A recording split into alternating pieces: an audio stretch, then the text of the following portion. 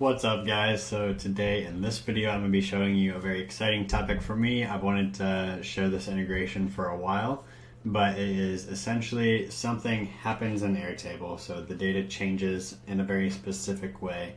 So for this example it's going to be someone is closed, like we closed a client in a sales CRM, but you could also have like something was completed in Airtable or something was updated or whatever you want. So something happens in Airtable and then that triggers some actions in Asana. So it creates a checklist of tasks. And so I'm going to show you both of those, what you need for each and what you need in the middle. And so if you haven't met me before, my name is Ben Green. I'm the owner of optimizeis, and what we do is we help business owners probably just like you. We help them optimize their information systems. So that's stuff like Airtable for asset management and CRM, Asana for project management, Slack for communications, as well as Zapier and Integromat to really connect all the systems together quite nicely. So if you're interested in any of those services, you can check out the link in the description and request a consultation from me or someone on my team. Without further ado, we'll get right into the video now. I'm going to be showing you three different things. So the first is going to be where the trigger is, the second is where the actions are going to be, and in the middle I'll be showing you Zapier. So you can see that's true with the three different tabs I have open up there. And first, I really just want to show you the sales CRM. So this is a very nice sales CRM. So if you come in here, you can see there's opportunities, which are different opportunities that have opened up with a specific account. So for example, BPS Pilot is for Bear Paw Solutions Pilot. And you can track these different statuses in here of where that opportunity is at. So like there's some are in the qualification, some are in proposal, so on and so forth, down to whether or not we closed them and won or closed them and lost. There's also priority, who owns that. So you can have your different collaborators in here, value and everything. So you probably understand you don't need to know how a sales CRM works. I get it. So I'm just going to be showing you what you need to set up to have something like this happen. So so what we're going to be talking about right now is going to be the trigger. And what you need to know for a trigger in an automation is something is happening. Like something very, I want to say physically, but it's like on the computer, so is it really physically? But something physical is changing in your data. So for us, the example, the data change that we're going to be referencing is one of these records here. Anything in that like has this record that is moved to closed one will trigger this.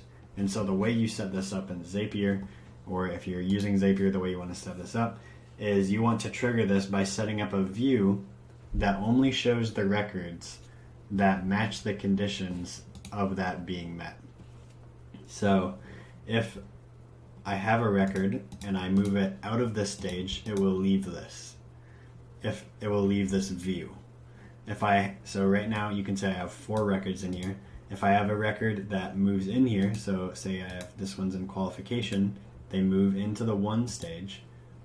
Now if I go to closed 1, now I have 5. So that's the specific, you want to think about the change in the data in your data set. So what's that change? And that'll be the trigger. And you set up a view to mirror that change in data.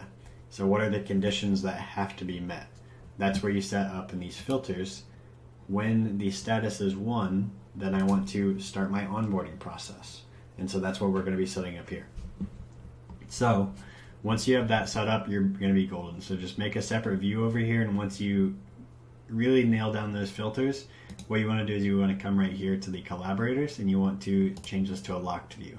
And you don't need to give a reason for it. Just change it to locked. And what this is going to do for you is now any of your teammates, when they want to come in here and they want to go change these filters around, they can't because the view is locked, and you won't ever have any issues with this automation running. So it'll be very nice. I encourage you to lock it. If you're hesitant to, you can not take my advice and just wait till somebody messes with it, and then you'll go back and lock it. But we'll get off my soapbox now, and we'll come to the Zap. So this Zap is going to be client onboarding. I don't have this particular Zap set up in my business, but I have a client onboarding Zap set up. And this is very easy to set up for you and your business. I set it up for many of my clients in their businesses. So what you want to start out You want to start out with the trigger in Airtable. Now, like we said a second ago, the trigger is that data changing in Airtable. So that data changes, morphs, and then it matches the conditions of going into that view, and so that's going to be our trigger. So a new record in our view is the trigger. And I've already connected my Airtable account, so I'll just use it right here. So that works. So you choose your base that is in your workspace, which should be accessible to from your API. And then you come in here to your table. So this will be a new one in the opportunities. And the specific view is closed --1. So we set this up. Closed --1 is this one right here. So that's the one we're going to be using. And you can see there's the other views right here, so we know it's the right table. Value by stage, group by owner, and all opportunities. So we will be choosing closed --1. And now we can continue. We can find some test data in here. So test the trigger out. That way you have a lot of good data in here to test out.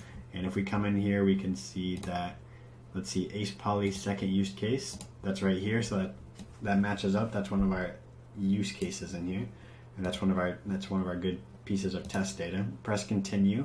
And now we're going to go to apps. So now what you want to do is you want to connect to your Asana app if you have not already. But you'll just come in here and type in Asana, and you will now choose your event. So once you pick Asana, you can click choose event. And for us, this is where it gets tricky. So there's like some discussion on should you be creating a whole new project for that client. I don't think so, because in your Asana, you don't want to have too messy of a sidebar over here, right here. And I just created this account for testing purposes. But you don't want to have too messy of a sidebar over there with a bunch of projects. So what I would suggest doing is, and this is my personal opinion based on using a sales CRM and onboarding, is once people are marked as closed -1, they're going to be going into your client fulfillment. So I would have all of your the different areas of your business as different projects. So like marketing as a project, client fulfillment as a project, and really silo those out. And even possibly share them with certain people depending on the different teams in your business. But what we're going to do is we're first going to create a task. So we want to create a task in Asana. So now I'll go sign into Asana. And now what we're going to do is we're going to choose the account. So I'm going to choose my account, and we'll continue here. And now I'll choose a workspace or organization. So I'll only have my one in here. We can choose the project. So for the project, what I'm going to choose is that client fulfillment. And you can also add other projects. So really commonly in here, I might see 2 in here if you have like sprint boards set up, but you don't need to add multiple in here. So we'll just keep it simple and just choose the one. And now for this section, I don't know that we have multiple sections, so we'll just choose untitled section, but you could put it in a specific section in here. So this could be client 1 with client 1 tasks, client 2 with client 2 tasks, and client 3 with client 3 tasks. And so instead of that in here, we could pick untitled section and load more. So now we can pick, maybe this will go under client 1, or instead you could add a action item in here that is create a section for this new client. That way everything's really simple in there and really organized. So for the first action, what we're going to add is finish client onboarding. And what's really useful in here is when you have this action, the action happens after the trigger. So when you create any action in Asana, you can include information from the trigger. So in the notes section here, what I might want to do just to make it really easy is I might want to add a link to that record. So something really easy to do, instead of including the link to that direct record, which you can write a formula to do, and I will later, if you guys want it, I can do a video on how to write that formula to then bring in here. You can just come back in here to this, and you can highlight this, copy it, and then paste that in here in the notes.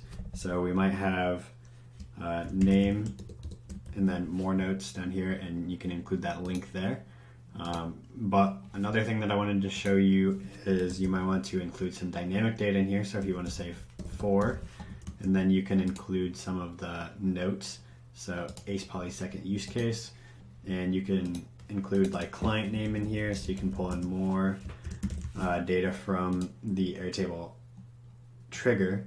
So you can come in here and pull in maybe if you use a lookup field and pull in the client, like in here in the account, if you use a lookup field, because you can't pull in the linked record that easily, but if you pull in the name, which might look kind of weird, but because it's like the same information right there, but then you can pull in that data in here.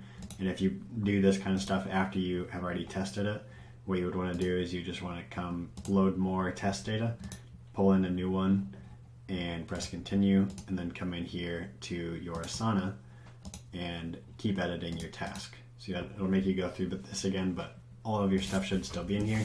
So now we can, like, for example, include the client name with that linked record. So if so name from account right here, so now I can pull in Ace Poly, and so on and so forth. So that is the first step. So you can also assign it to a particular assignee. So anybody in your Asana, you can include it in the status. So you can say later, you can assign due dates. So maybe you want to have some, like if you want to include in your Airtable, you could do some really simple date formulas over here. So if you had like a last modified time and you did a specific field, so as soon as this triggers, what that would be is when the status is last changed. So you could create that, and then you could do a date time add formula based on this last modified time to then calculate like 7 days later. And then you could bring that field. I know it's kind of confusing how all this works, but you could bring your date time add formulas in Airtable now into your Zapier and include those like in the due at dates. So that's how you can maybe include some of those those dates in here as like actual due dates. And you can also include, like, let's see, followers if you want to add followers of it, hearted if you want to make it true or false, and tag. So if you want to add those custom tags in here, you can. So that is the first step. So that's the for each task in your checklist. What you want to do is come in here and add a new task or a subtask, which I'll show you how to do now. So if I come in here and I test this and review it, what I should see in here is finish client onboarding for Ace Poly's second use case. So that's the first one. So now I'll quickly come in here and show you how to add a second one. So I guess I need to go back to the setup because I accidentally clicked done, but Asana, and we can just choose the same account, but we can add a subtask. So add a create subtask of an existing one, press continue, choose my account, keep going through here. Parent task would be custom. So to add the parent task, right here it says select the task ID from the previous step in the Zap. So if I come in here and I click on this, I can go to task ID right here. So that's now going to add a subtask on this parent task, and we can say this is, so the parent task, if we remember, is finish client onboarding. So maybe we want to say, and this could be automated, what I'm going to add here, but add to Slack. Or actually, that one can be automated, so you can create a channel for them in Slack and add them to that channel using Zapier. So I'm not going to add that one, but I do want to confirm with them that they got the invoice and NDA. So you might want to add a task like that as a subtask to onboarding, and then you can add the same notes in here. So if we wanted to add, like, if we wanted to come in here and look at this, we could add all of this stuff the same in here. So I'll delete that, or add that, delete that, then add it back here with the Ace Poly, just like that. So it'll look the same and be dynamic as well. And you can add all of this as well. So I'll add myself in here again. The assignee status, we can say upcoming, and all of this stuff. Maybe I'll heart it this time, and we can press continue, and we can test this so we can see a version of this show up here as a subtask. So now we can see that there's this confirm with them that they got the invoice and NDA is this subtask right here, and if we wanted to come into that, we could. So now you can see there's this subtask here. So maybe now you like that, but you want to add more tasks. So all you have to do is you just come in here and add, you can keep adding tasks. Now keep in mind, when you start running these, each of these actions is going to count as another action ran Zapier. So the more actions you add, it's going to keep racking these up for every time. So the more actions you have on one Zap, the more actions it's going to use each time. Whereas if you just add a one trigger to one action, it's not going to use them as many. It'll still use them. So if you just want to add more tasks in here, you can add it the same way. We'll do those same sections. So one thing I didn't show, and if you are curious on how to do it, is maybe the sections in here. So if you want to add different sections based on like if you want to add a new client, then what you can do is reference the section when you come in here, when you choose section. So if you want to create a section and then add that section here, you can do that as a lookup from a previous step in there. So instead of client 1, client 2, client 3 in here, you could have your new client be a new section, and then you could have stuff automatically go into that. So that's just an option that you have if you want it. But I really hope you enjoyed this video. One thing I didn't go over in particular in this video was the datetime add formulas. So if you want to learn all about the datetime add formulas, all you have to do is go check out this end screen right here, and you can learn all about the datetime add formula in Airtable. So I highly encourage you to go check that out. And if you need something like this Zap set up in your business, you want some project management, some task automation set up, click the link in the description and request a consultation from me or someone on my team. But without further ado, I'll see you in this formula video right here on how to do that datetime add formula. So I'll see you there, and have a great day. Peace.